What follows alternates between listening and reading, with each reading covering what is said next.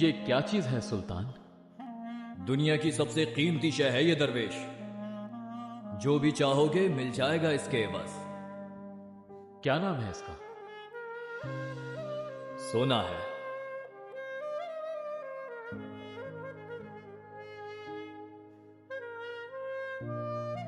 اگر خدا چاہتا تو دنیا کی ہر چیز کو سونے سے بنا سکتا تھا.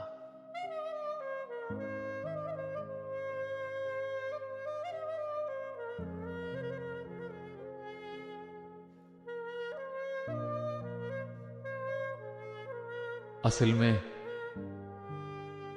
قیمت تو سونے کی کچھ بھی نہیں ہے.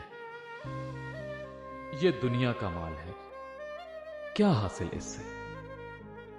پتھر کے لیے پتھر اور درخت کے لیے درخت ہونا ہی اچھا.